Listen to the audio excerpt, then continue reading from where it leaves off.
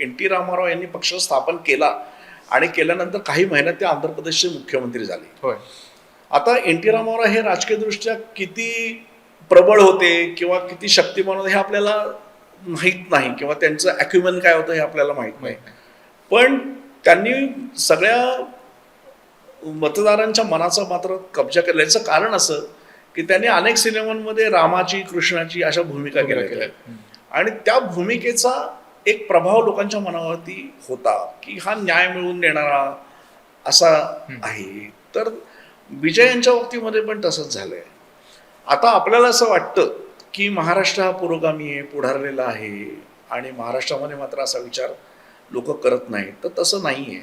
महाराष्ट्रामध्ये असा महानायक जन्माला झालेला नाही आहे. महाराष्ट्रामध्ये जर असा एखादा सेलिब्रिटी जन्माला आला असता पॅन महाराष्ट्र ज्याचा अपील आहे असा, तर कदाचित त्याला पण सत्ता मिळाली असते महाराष्ट्रातली.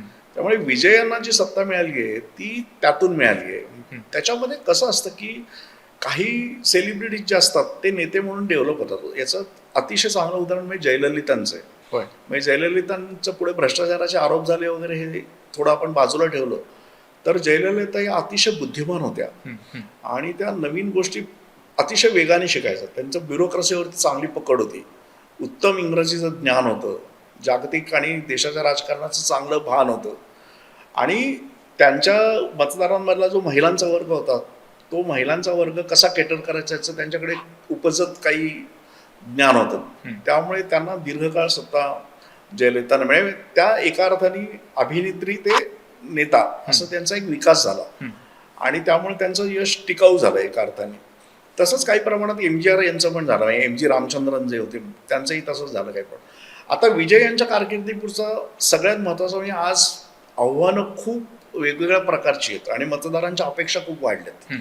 त्याच्यामुळे पडद्यावरती मोठी प्रतिमा असणारा विजय हा प्रत्यक्षात जर समजा अपयशी ठरला तर लोकांचा अपेक्षाभंग पण होईल आणि लोक त्याला दूर पण करतील. तसंही झालेलं आहे भारतात अनेक वेळेला. म्हणजे करुणानिधींचा पराभव झालेला आहे किंवा दक्षिणेमध्ये काही अभिनेत्यांना पक्ष स्थापन करून काही यश नाही मिळालं. उदाहरणार्थ कमल हसनला राजकीय यश नाही मिळू शकलं. त्यामुळे राजकीय यश ही एक वेगळीच गोष्ट आहे. पण पहिला जो टप्पा असतो की लोकांच्या मनावरती गारूड करण्याचा, त्याच्यामध्ये हे यशस्वीच होतात. आता याच्यामध्ये मी मगाशी म्हणलं की महाराष्ट्राची मानसिकता वेगळी नाही आहे. तमिळनाडूमध्ये काय आहे की तमिळनाडूमधली जी संपूर्ण राजकीय प्रक्रिया आहे त्या राजकीय प्रक्रियेमध्ये आपण अनेक दशकं बघितलं तर तिथले कलावंत हे ऍक्टिव्हच असतात. म्हणजे तिथे अगदी एक फारसं राजकीय यश नाही, पण चोरामा स्वामींसारखा जो एक उत्तम एडिटर होता त्याचा चित्रपट मनोरंजन विषयाशी संबंध होताच. किंवा आपण करुणानिधींचं नाव घेतलं किंवा MGR जयललिता किंवा आत्ताचे सगळे लोक, त्याच्यामध्ये मनोरंजनाचं विश्व आणि राजकीय पटल हे तमिळनाडूमध्ये गेले 50-60 वर्ष समांतर प्रवास करत आलेला आहे. तसं महाराष्ट्रामध्ये नाही झालेलं. म्हणजे याच्यात तमिळ लोकांची मानसिकता काहीतरी उथळ आहे किंवा त्यांना काहीतरी नुसतंच आकर्षण वाटतं चित्रपट अभिनेत्यांचं, असं नाहीये ते. त्यांच्याकडचं मनोरंजन विषय आणि त्यांच्याकडचं राजकारण हे समांतर चालत आल्यामुळे ते पुष्कळदा पर्याय म्हणून चित्रपट अभिनेत्यांचा किंवा त्यांच्या पक्षांचा असा विचार करतात. आणि त्याच्यात काही आता आपण तमिळनाडूचं म्हणतो किंवा इतर काही आंध्रचं मी तुम्हाला उदाहरण दिलं. अमेरिकेमध्ये रोनाल्ड रिगन हे हिरो होते हॉलिवूडचे आणि त्यांनी 8 वर्ष अमेरिकेचं नेतृत्व केलं आणि चांगलं नेतृत्व केलं अमेरिकेच्या दृष्टिकोनातून. तसं म्हटलं तर त्यांनी तिथे काही बालिश चाळे नाही केले, एक गंभीर राष्ट्राध्यक्ष म्हणून त्यांनी काम केलं तिथे.